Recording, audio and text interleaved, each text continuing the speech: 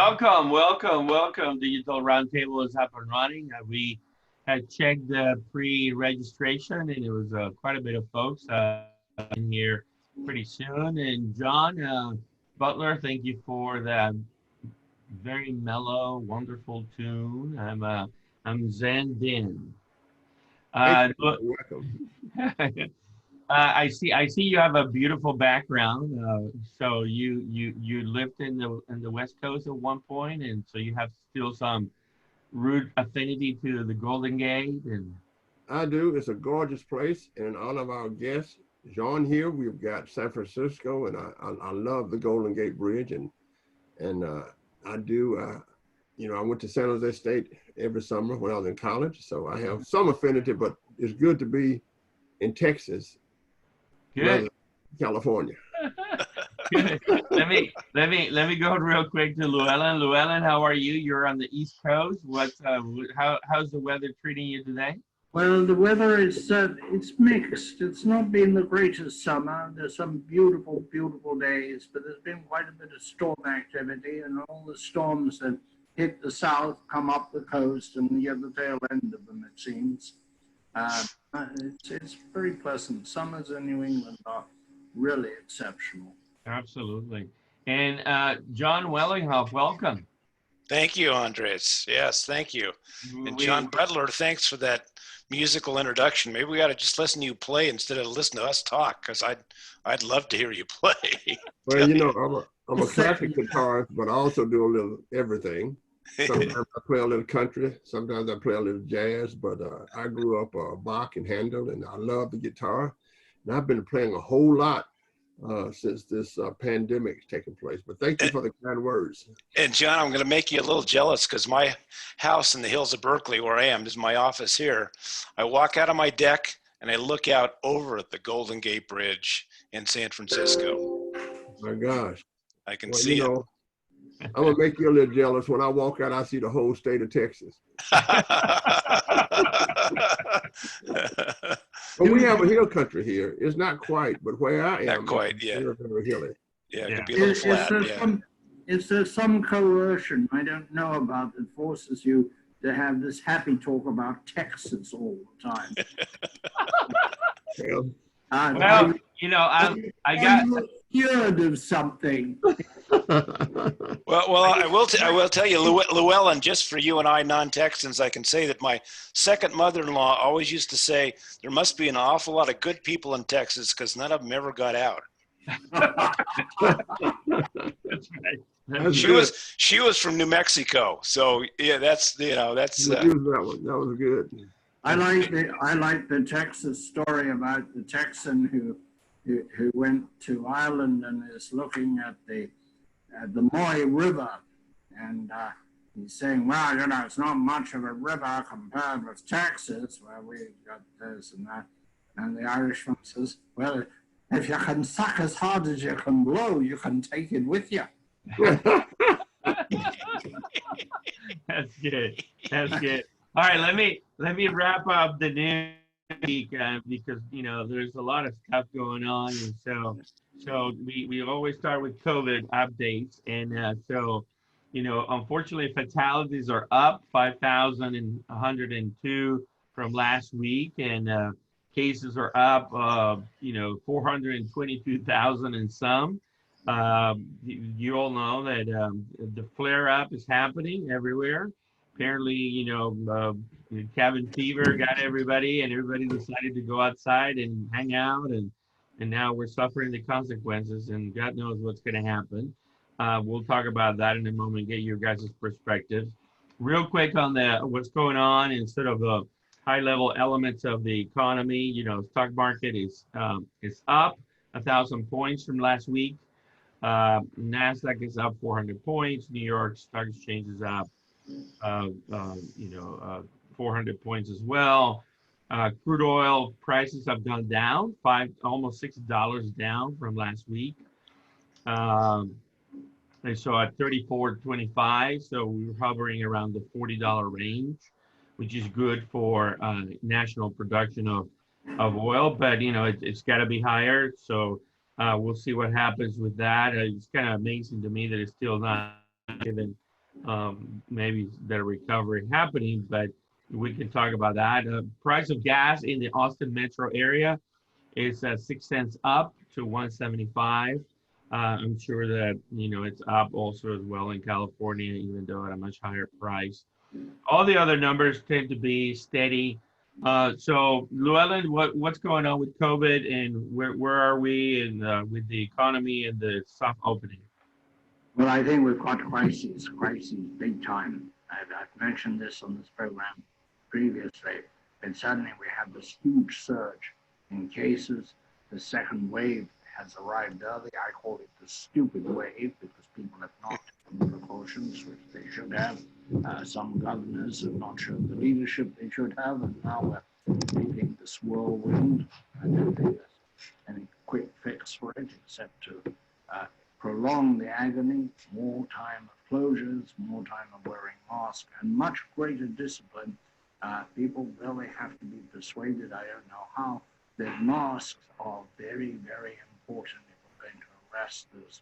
There isn't a lot of good news. We're facing tremendous difficulty coming into the fall and reopening of schools. And parents are very scared. A lot of teachers are very scared, and I think very few schools will reopen. But if we do not do something about education, we're going to have, you know, an uneducated generation. 2 years of a child's education in a certain period is devastating. And the idea of remote learning, I think is greatly oversold. There are some people, some children who might be able to do it. For most of us, I don't think it would. It works, it wouldn't have worked for me. And so it's a very brave time. We've got to think about it, and then we've got to think about technical fixes, the things we can change that will help. Hopefully a vaccine, but you can't rely on that. We have a lot of good things when we get to the hospital. And I've just been this week working on another one with my friend Jim Conker, who the chairman may remember, a big nuclear advocate, who has found out that we used to treat pneumonia with radiation because it reduced the inflammation. There are now tests at 3 hospitals in Illinois, in Atlanta, and in Boston. Sorry, not Texas. That they're using this, and it works. If you get something, the moment the breathing difficulty starts, into the radiation part of the hospital, and all hospitals have radiation for treating cancer, and with a very low dose for about 20 minutes, apparently you can go home in a day or two. It is phenomenal. I'm hoping that we can get some attention to this, that it can be tested out, and the good medical minds will look at it. Likewise, there are several medicines, there are several therapies that look repurposed help with the disease. But in terms of immunizing, isolating the population from this terrible thing, nothing is very promising except discipline, separation, and the high price of that. And high price is going to start being paid soon when the economic bomb explodes. People who have not paid their rent, who have not been able to pay their credit cards, and those people who depend on the rents and the credit card income. So we're going to see a lot of bankruptcies, we're going to see a lot of homelessness. At the low end, a lot of jobs have evaporated. We don't quite know how many, but a lot of retail jobs, a lot of catering jobs, a lot of jobs in the hospitality industry. So it's a very precarious moment in our national life. All right, I'm gonna because I got two Johns on the show now. We're gonna go with JB and JW. How's that? That works. So JB, what do you think? Yeah, obviously, I think that there is a interesting situation with hope for the future as measured by the vaccine. If you look at what's happening with the stock market, if you look at the upward bound of the stock market, I think that people are betting on the vaccine. I think if you look at what we call the hope of America, people are betting on the vaccine. But I think the tragedy is we had this Super Bowl one and somebody threw a 90-yard touchdown pass and we're losing again. So I think that if you look at everything that people would like us to do, I'm amazed that people cannot really follow the basic things from social distancing to masks and et cetera, because the formula goes like this. If we can do this thing, then we can sort of beat this thing and get it under control. Now, as we discussed many times, being under control is the number of hospital beds, which is getting to the capacity here in the great state of Texas. If we look at the death rate, you know, my number is, I want testing to continue, but I want the number of deaths to go down. So what a great ratio. If we can understand how many people who actually have the virus, and then of course, as we get that information, the number of deaths are getting down. So we know that as we test more, then we're going to find more. The question is, will the number of deaths essentially go down? If you look what's happening here in Texas and Houston, there's an alarm over the number of hospital beds. There's an alarm over all kinds of treatments. There's an alarm the fact that all of our centers might become hospitals. So I think that's where we are. We're not in a good place with the virus, but I think that if we do the right thing and get this thing leveled down and get the hospital beds turnover, because another number that we need is the number of people who are beating this thing. So we celebrated a 97-year-old guy who actually beat the virus. The other thing that's going on is the revamping of the economy and looking into the future. As my good buddy King just said, we're going to have a whole different kind of economy where there are lots and lots of opportunities. Companies will have to resize themselves, they'll have to restructure themselves, they have to think about different technologies to change different things. So, you know, we've had the emergence of many kinds of enterprises during this very, very difficult time. And a lot of enterprises are just shutting down. I cannot believe, my favorite example is, you know, I watched the hotel parking lot of the Renaissance Hotel. To see 0 cars there is absolutely fascinating to me. You can watch the number of boxes that people come to their house. Well, obviously the boxing industry is going to move because people are ordering things. So I think that we're not in a bad place. I think we're in a bad place with the virus, but I think the economy, there's a hope as we bring back manufacturing to America. I'm working hard on that issue. As we bring manufacturing back to America, and not the kind of manufacturing, but you know, the technology, 3D manufacturing, and there are lots of hopes, lots of jobs. I want to comment finally on the idea of the children and the education. You remember, it's not only the education of the kids, but it's the education serving as a daycare center. And as they say, if the virus won't get us, the people we're living with at home for such a long time might get us. So I agree with my distinguished colleague, Mr. King, that it is very, very interesting. And the schooling, a child cannot miss a beat, but also parents have to step up, let kids read and those kinds of things. Yeah. JW, what do you think? Well, I'll put it in a little bit different context. I'll put it in the, you know, the old discussion about the frog in the boiling pot of water. I mean, the COVID-19, as I see it, is like this boiling pot of water that we all got thrown into, right? And, you know, some of us have strong enough legs to jump out, and some of us, like Llewelyn was saying, are smart enough to sit on the edge and not get in the water. And others just, you know, unfortunately are too old or, you know, too infirmed and we're dying, and we're going to figure out how to turn down the heat. We're going to figure out how to ultimately, you know, through radiation, vaccines, whatever it may be, you know, we're going to get out of all this. But the thing is, all of us who've gotten out of that pot are still in another pot of water. And that pot of water is like at 85 degrees, and then click, it's 86, and click, it's 87, and click, it's 90, and click, and some of the frogs are looking around like it's a little warm in here, and click, it's 95, and you know, it's still clicking.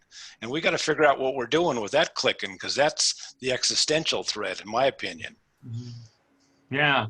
So one of the things, though, John, that I think is interesting, and we have had, you know, several utility chiefs and others on your chair before, and I'm wondering from your perspective, there are two essential things that we kind of take for granted that need to continue to work no matter what happens with COVID-19.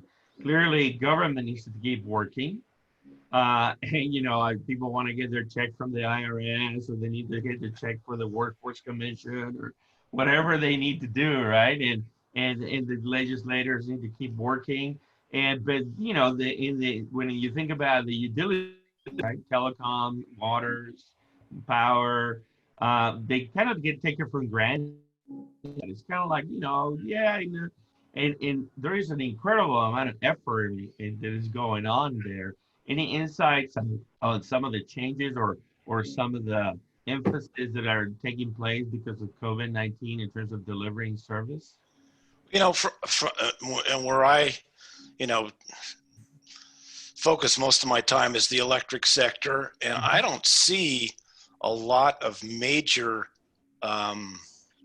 disruptions. Right. Certainly, you know, the power's all, you know, staying on. We're not seeing outages that have resulted from any of the impacts of COVID-19. You know, the utility workers are doing a fantastic job, you know, keeping the lights on, as they say, and making sure that the systems continue to operate. And in addition to that, I mean, I see, you know, all the suppliers, vendors, and other entities who work with and in the industry continuing to operate. I mean, I see the renewable developers are still doing their job. I've got people coming to my house who are going to be putting two Tesla Powerwalls in my garage. So when we have the next wildfire outages from PG&E, I'll have power in my freezer and refrigerator, all the food in there I won't have to worry about. So ultimately, all the people in all parts of the sector seem to be still working, seem to still be doing their job and focusing it, and, you know, and moving forward. I haven't seen any significant disruptions. I can see in supply chains for fuel. I haven't seen anything there with respect to natural gas or coal. I have not seen anything significant from this pandemic we have. Yeah, well, that's a good thing. That's a good thing. I just I try to always find ways to remind folks that we do take a lot of this thing, right, John? And there, you know, there's an incredible amount of people behind the scenes, keeping the country, the heartbeat of the country going. So it's good. It's good to get your perspective on that. Let's switch the topic real quick to telecom. I want to update you on couple of things that I think are fascinating on sort of, again, acceleration of automation, you know, and the need for new services. So Amazon has launched a new service called SiteWise, where you basically can get big data intelligence about managing fleet Internet of Things devices. So you deploy the devices, then you connect them to the Amazon service, and then Amazon, for a small fee, will help you run that fleet of devices better than you ever thought possible. So I find it fascinating that it's not only a service that is available, but it's apparently a service that is incredibly turnkey, super easy to sign up to, and basically forward your devices on service to manage this, you know, hundreds of millions, billions of devices that are getting deployed every day that are going to accelerate where we're heading. The other news that I want to get your feedback on is the fact that there is something called the Citizens Broadband Radio Service, CBRS, which is basically a frequency of the 3.5 gigahertz from the FCC.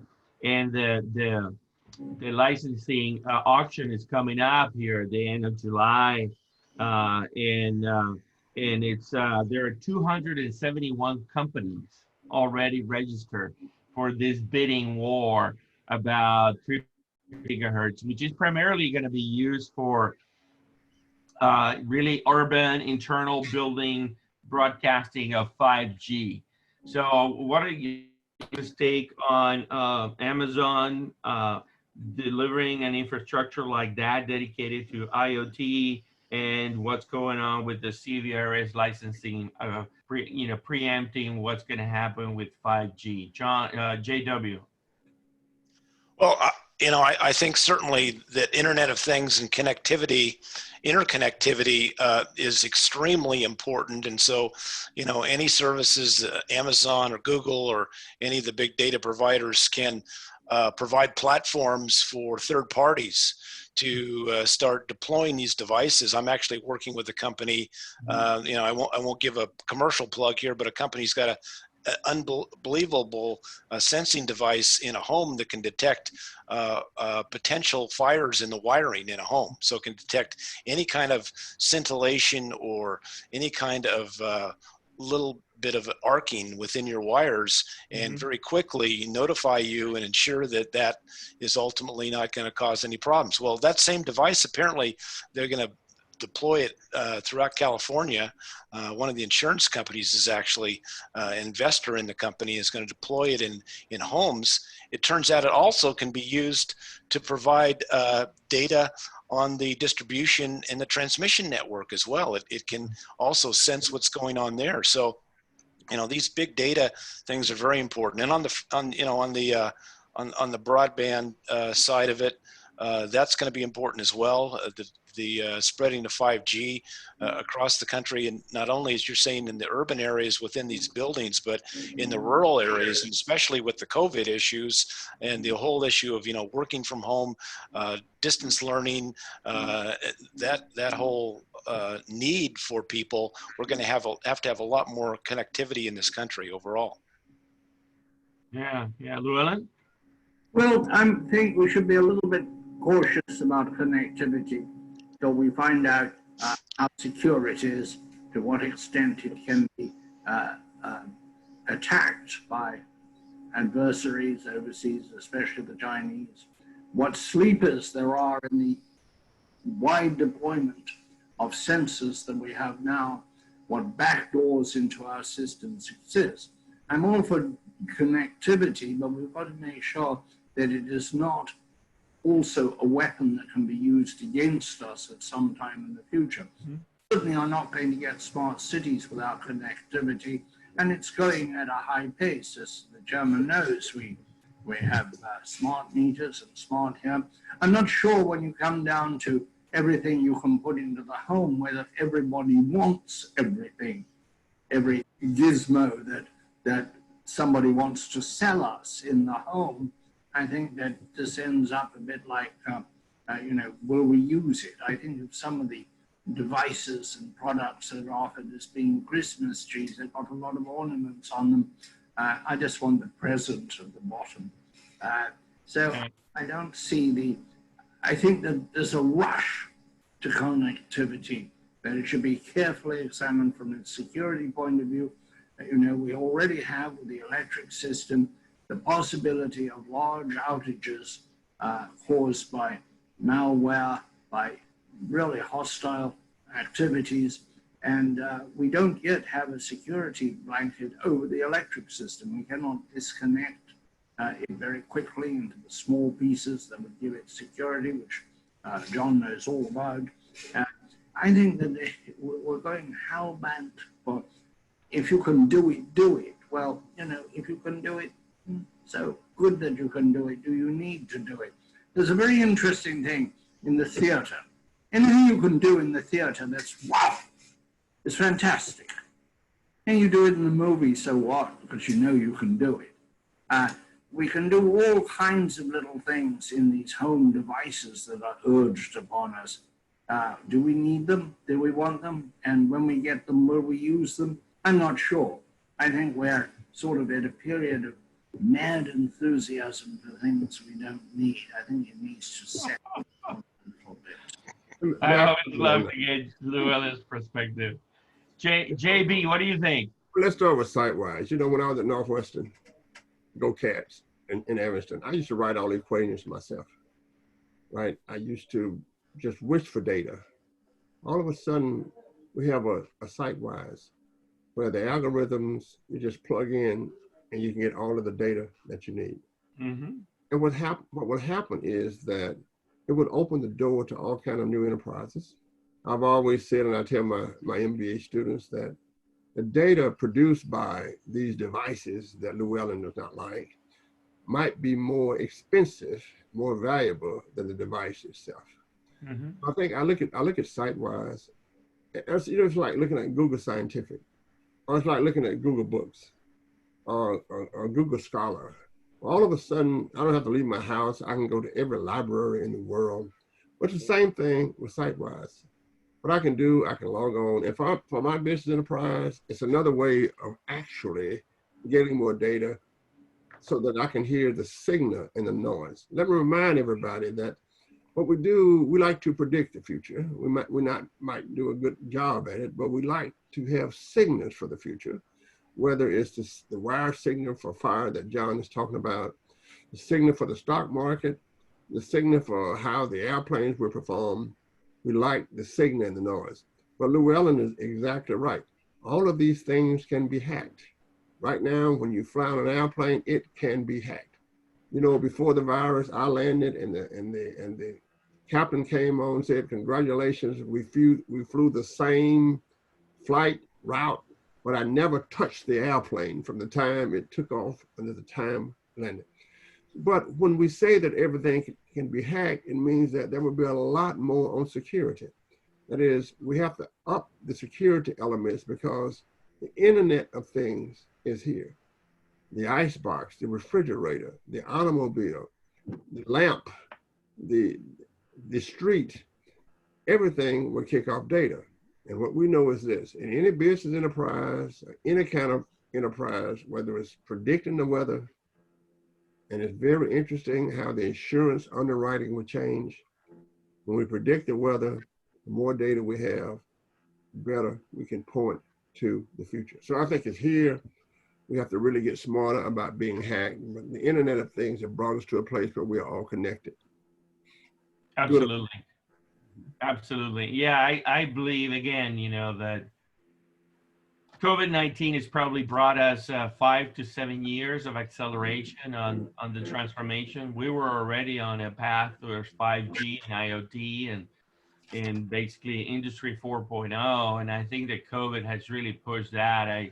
I make the comment over and over that, you know, in the CMG business, our business is up primarily because all the customer types that we talk to, cities, utilities, and building owners, they have all realized that, you know, in order to mitigate the challenge of COVID and people and interfacing with people and keeping everybody healthy, that you need to automate as much as you can. And that has accelerated dramatically. So we have added 2 new partners to the firm, and it's really increasing. So clearly there's something going on in terms of a trend. Now, before I come back to some of the interesting topics discussed with John, let me share my screen real quick and do my halftime plug, which is a little earlier than halftime, but given the flow of the conversation. So remind everybody of Digital 360 Summit coming up, and John Butler and Jon Wellinghoff and Llewelyn King are all there. So Digital 360 Summit is August 18th, 19th, 20th, 25th, 26th, 27th. It's six sessions. 12 sessions of hour and a half each, 2 sessions per day. So we have over 65 speakers confirmed, 16 keynotes, 11 panels, and all kinds of industries will be represented again, how they're digitizing and decentralizing and in some cases decarbonizing. So network, sensors, data, software, utilities, cities, mobility, buildings, infrastructure, energy, water, wastewater, space, and manufacturers. We have a cool keynote from NASA coming up that is going to be fantastic. And here are some of the logos of the companies speaking. And I want to thank Texas State University for sponsoring and hosting not only the Digital 360 Summit, but the Digital Roundtable. So thanks to Texas State, great place to go and learn and become the best you can be. Here we go. We're back. I just took a picture of that. I took a picture of that. I'm gonna tweet it. Okay, thank you. John, real quick, there's some, and then I want to give a chance to JB and Llewelyn maybe to ask you some questions, but there was some interesting news. I know you had a news in particular that was very interesting. So maybe before dive into some of the key things that I wanted to get your feedback. You were talking about Stanford making a big announcement today on methane. Can you relay that to us and tell us the significance? Yeah, front page of the San Francisco Chronicle this morning was relating two papers that Stanford published yesterday that they looked over from 2000 to 2017 methane emissions in the U.S. and they've actually worldwide. They were looking at worldwide, and they'd actually gone up 9%. Or 50 million tons per year from the early 2000s. So we're seeing, a vast increase in methane emissions. Certainly, those are not all from the electric or oil and gas sector. There's a lot from cows, from farm animals. There's also, a lot from natural agricultural activities. But nevertheless, it's something that we should be aware of if we are going to, meet the greenhouse gas challenge that we have for us, because methane is a very powerful greenhouse gas, as you all know. Yeah, absolutely. Well, Any comments, guys? John, I did see a news meeting about a cow where they're going to re-engineer the cow so that when the cow burps or passes gas, then the cow will not, well, what can we say, as much methane that the cow and let me be very clear. As I understand it, it's mostly the cow burping. It's not the other end that's causing the main problems. And you're right, actually, John. I have read that they have actually developed a feed additive. I think it's derived from seaweed, as I understand it. Although I may be completely wrong, but it's one of these things, little snippets you remember in your memory that is supposed to substantially reduce. I guess it's Beano pills for cows is basically what it is. I think, isn't it a case, John, that most of the methane emissions are coming from, or the big rise in methane emissions is coming from fracking and from losses in natural gas fields?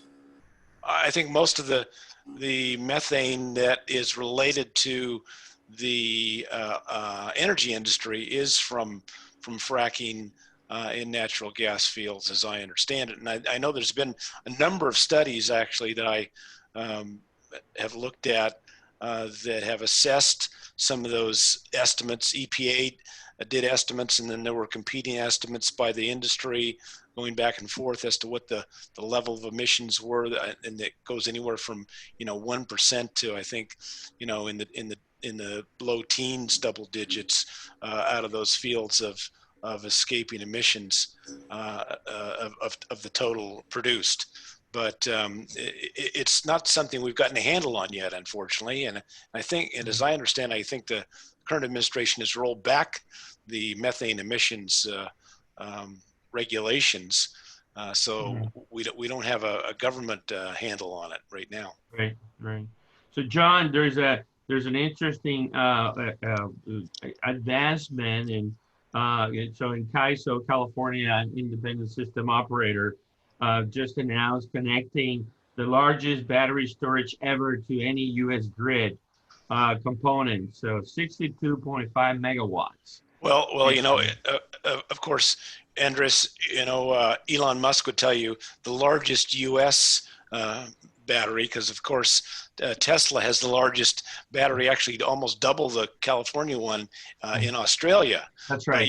But yes, the largest one I think was in Southern California. I believe it's LS Power, independent developer, great independent developer. I love LS Power and the people there know them very well, and they do transmission, and they do storage, and they do generation as well. They're a great energy company. So John, JW, what is that telling us? What's happening? I mean, we've been talking about this for a long time. You drove the policy for 13 years about all this. It's happening now. What is the situation? Where are we heading? Well, storage is becoming competitive. It is playing in markets. It's actually starting to be cost competitive enough where people are considering putting in merchant storage projects, which was unheard of at one time. So we're seeing merchant projects go in place with storage. And I think you're going to see another thing with storage that I've been advocating for a long time. Storage can be used not only as a market resource to provide traditional generating type resources, energy capacity, ancillary services, but storage can actually also provide transmission services. So it can act as a transmission asset as well as acting as a energy generation type asset. And FERC recognized that in its Order 841 that it put out, which I think is a breaking order that is really record-breaking order, that groundbreaking order that really has a lot of prospective ability for moving that industry forward, the storage industry forward. What's your take on how 841 came out in January of 2018? It's been a while. Right. How long before it becomes, bread and butter of the transactive business? Well, it's going to be another couple of years. I mean, ultimately, the RTOs have to finalize their compliance tariff filings on 841. And 841 actually just, the appeal of 841 was just decided by the DC Circuit. I don't think that's on your list either, but there was an appeal, and the appeal actually didn't relate per se to these larger projects that we're discussing, like the one in California that you mentioned, but more to the behind the meter projects, energy storage there, where FERC said that the states cannot restrict consumers from using those behind the meter projects to participate in the wholesale market. In other words, FERC did not give them an opt-out, as they have given them an opt-out in demand response. In fact, we did it when I was chairman at FERC in Order 719. But in Order 841, they specifically did not give them an opt-out. It was a split decision on their order, and there was a huge hue and cry by the states. The states sued, NARUC sued, the National Association of Utility Regulatory Commissions sued, APPA, the public power people sued. So many people sued FERC on that, and the DC Circuit Court came out with their decision and resoundingly supported FERC, saying you have full authority to tell states that they cannot restrict consumers from the use of their assets behind the meter to use those for wholesale purposes in front of the meter. Right, that's fantastic. I'd like to ask John a question. Go ahead. John, I have a question about storage, and it seems to me that there's a danger of false security in counting storage because it has short drawdown life, whatever it is, whether it's pumped storage or batteries, even physical storage by taking a train up a mountain and bringing it down. That if you have a prolonged wind drought, as you get in Texas, actually, up to 9-10 days a year, your storage isn't going to help you. Aren't you going to have storage plus another generating system, like natural gas for wind, another backup that is more durable, that can produce power for a decent period of time, which no battery can do because the drawdown is so fast. Well, you certainly are going to have a mix of resources. I think RMI did a study on Texas to show that mix of resources with these periods where you have wind droughts and how you fill those valleys. They looked at solar as one of the major things to fill those valleys. And of course, Texas has got a tremendous amount of sun. And I think with storage, with solar, with wind as well, combined, plus you have to look at the demand side of it. You have to look at the ability of consumers to modify their usages in ways that ultimately can help the system as well. And it all has to be done under some market structure so that consumers are adequately compensated, so that consumers are only doing what they want to do based upon what they're paid to do. And we're seeing more and more of those kinds of control abilities at the consumer level as well, at a much higher level. So I think if you're combining these resources together, you potentially can get yourself to where we want to get to ultimately is net zero by 2050. Yeah. The Europeans are putting a big effort into using hydrogen as a storage means, where you have overproduction of wind at certain times, overproduction from solar at certain times, and they want to convert it through electrolysis on site into hydrogen and treat that as a storage. We don't hear that in the US, but it's really enormously preoccupying in Europe at the moment. Well, it's interesting how things in Europe seem to migrate and translate into the US. I think we will see it in the US. I have a great deal of interest in hydrogen as well as a potential storage medium, because we do have California, for example. People are very aware of the overproduction of solar in California. I mean, there's really no reason we need to have an overproduction of a valuable resource that we can't put into some kind of a storage mechanism, and hydrogen potentially could be a perfect one to utilize for that purpose. Mm-hmm. Yes. So my question is, with all of the clean energy being produced, that was a problem getting it back on the grid.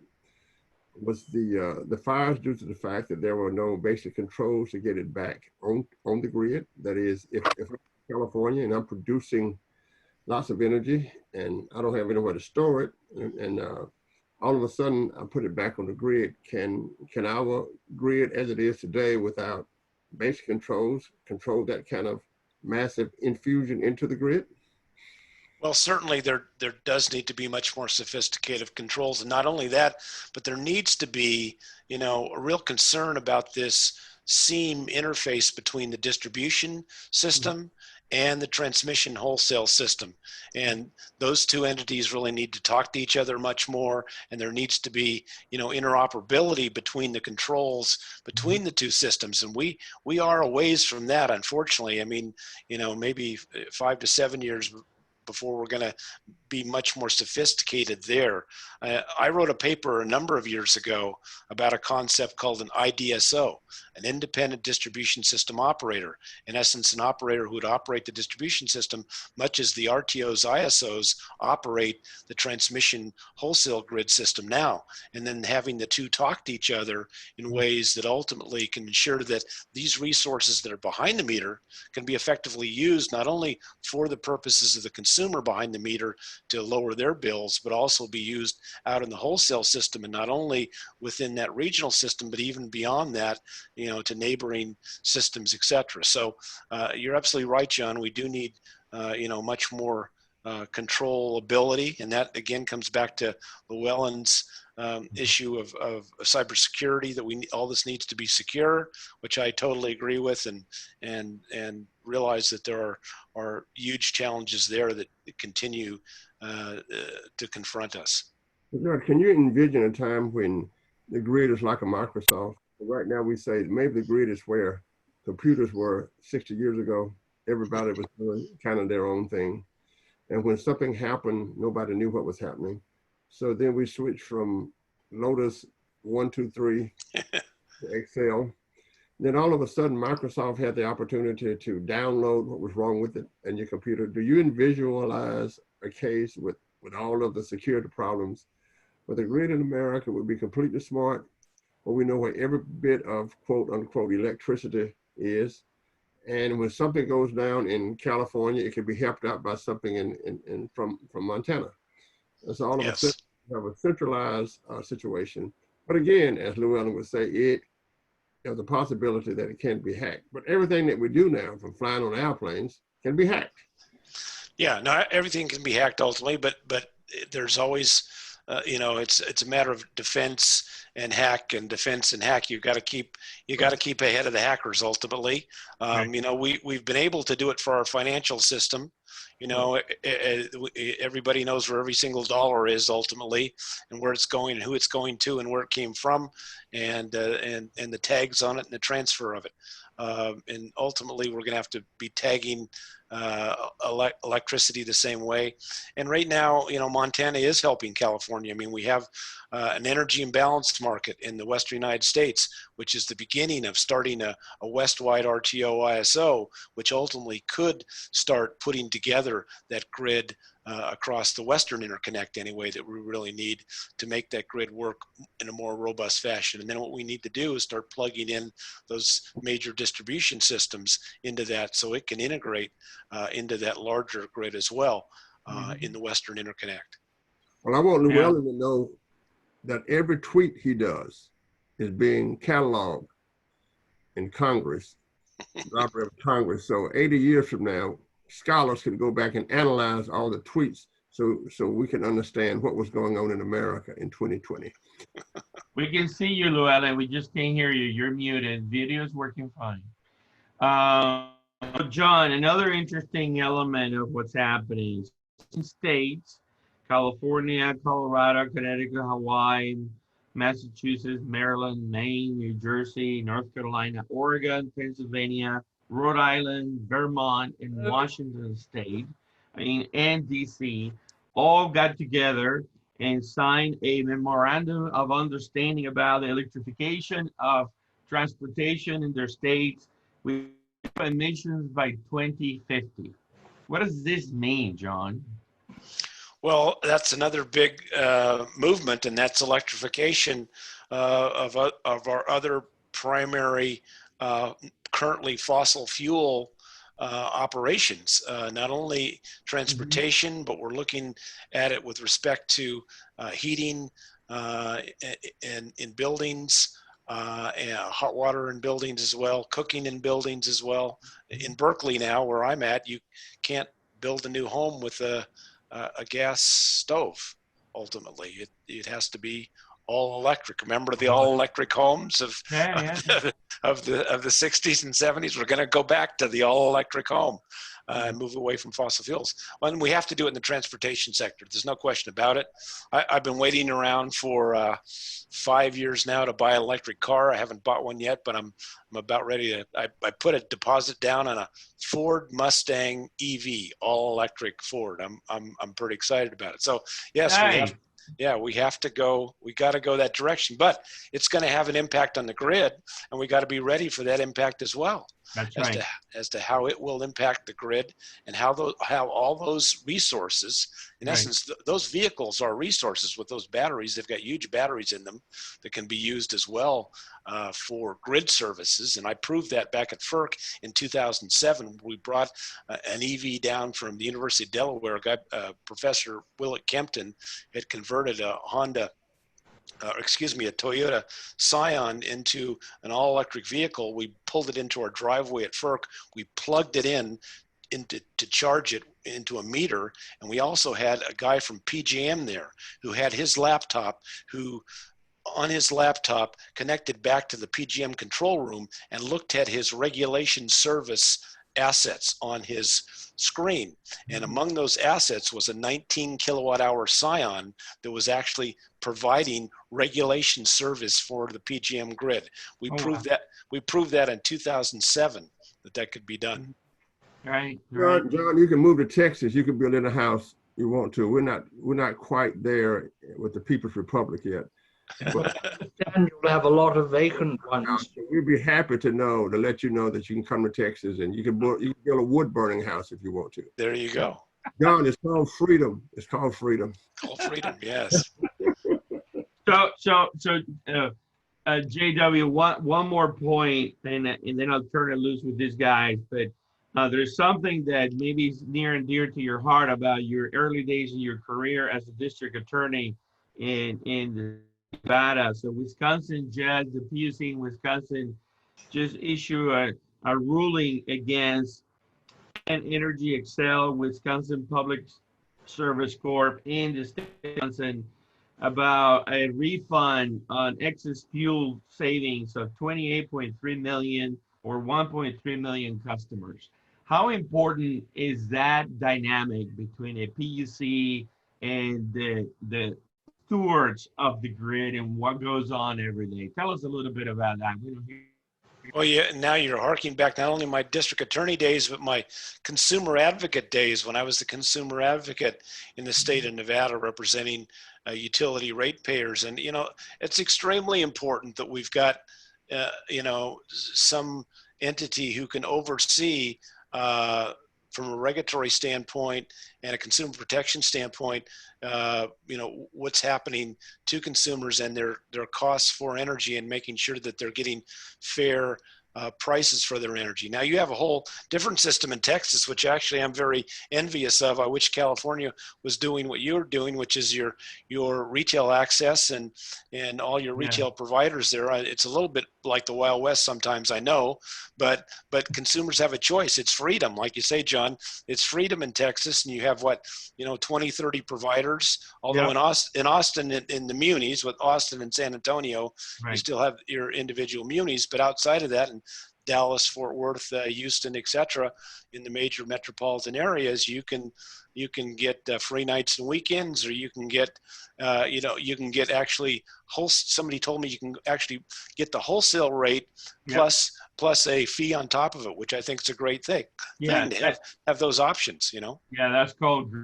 It's a startup from California. They operate only in Texas, and it's like a club. You pay $9.95 a month, and then they pass through the wholesale charge. Oh, yeah. Yeah, it's sign me up. Sign me up. I'd be there because I'm putting my Tesla Powerwalls. I'll start doing arbitrage, and I'll be making money. That's right. That's right.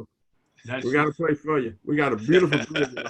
The Loop 360 bridge is beautiful. So, Llewelyn, any questions for JW? Well, I just wonder what is going to happen.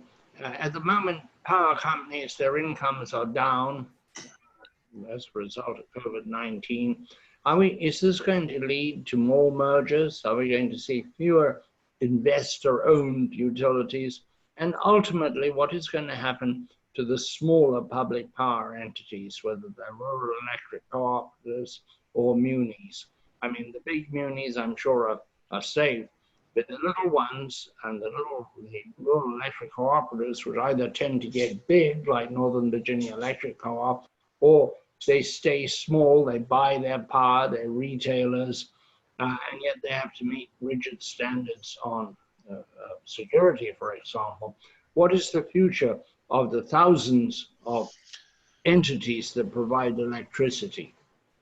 Boy, I wish I knew. I mean, that's a question I've been wrestling with for the last, at least 30, 40 plus years. And I think it's partly a function of geography and local politics. I mean, where urban areas start to expand and that urban area is served by an investor-owned utility, then I think you're right, Llewelyn, where the smaller munis outside those formerly urban areas are going to get eaten up and consolidated to some degree in potentially investor owns. Although there also, I think, is an effort and somewhat of a movement to move forward with the Texas style retail access. I know Florida, there was a group in Florida that was trying to move that direction. They got pretty much quashed by by the big dog down there, Florida Power and Light. But you know, there was an effort. They raised several $1 million, and I think they had them a little bit concerned. We actually, I was in the middle of an effort in Nevada to do the same thing, to turn all of the retail energy provision of in Nevada into competitive retail access, and that went on the ballot. And Warren Buffett's utility, NV Energy, put $80 million into the opposition effort in that ballot. It was the largest ballot initiative opposition, I think, anywhere in the country. In a little 3 million population state of Nevada. And so it did not pass, but it was close. In fact, it passed once, and it had to pass twice because of a constitutional amendment. It passed the first time by 72% of the vote. And then NV Energy woke up, and it ultimately was defeated. I think only got about 40 some odd % of the vote in the second round, in the second election in 2018. So Llewelyn, to answer your question, I think it's going to be a continued fight between the traditional investor-owned utilities and the other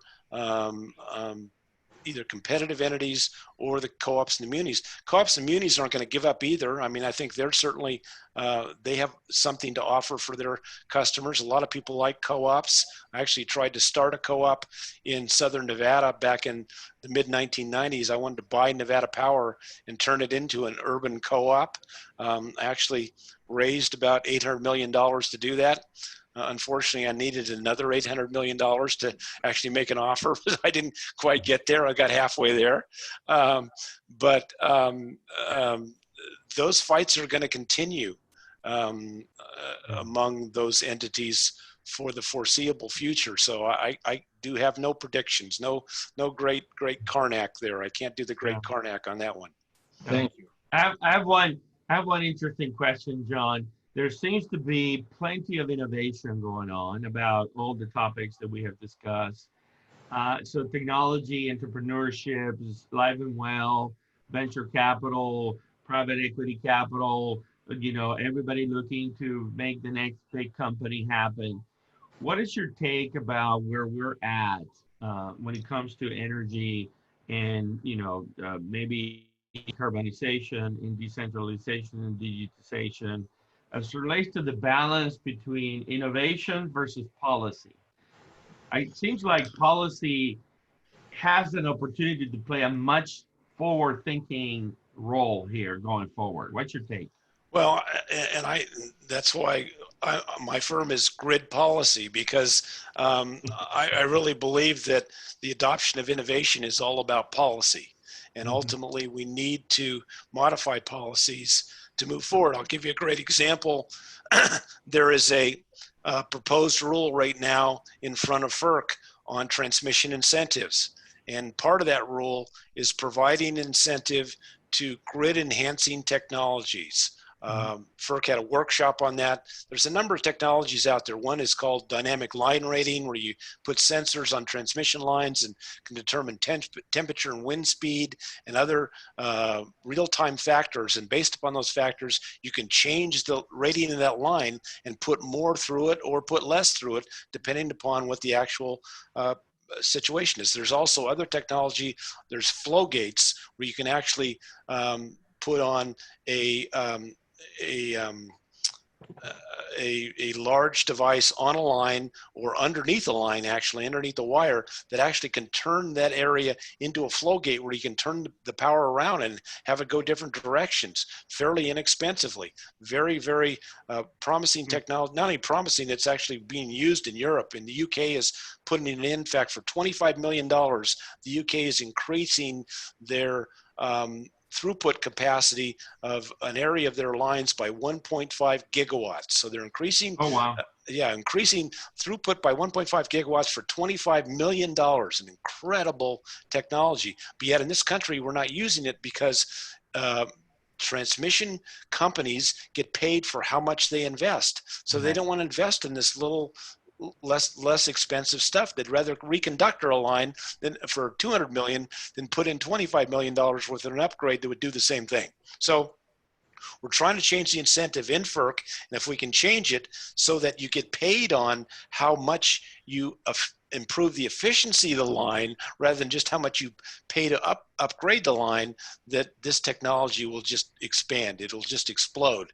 And so we're hoping that FERC will, in fact, adopt that in their policy of this new rule, and it will, in fact, allow this technology to expand. Where in Europe, in the UK, for example, they do pay the transmission owners for how efficient they can be in improving, and they share that that efficiency improvement savings with the shareholders of the company. So the shareholders can make more money, the consumers make more money because you put in better technology and it works better for everybody. So policy is absolutely essential because there's lots of technologies out there, but many of them are not getting adopted because the policies are inhibiting them from doing so. But John, isn't it true that if I can make as much money using an outdated Model T without investing in technology, that I will continue to do so? Oh no, absolutely, and that's exactly what they're doing. And if you can make more money by putting in 3 Model Ts instead of buying 1 Tesla, then ultimately you'll put in the 3 Model Ts, and that's exactly what's happening.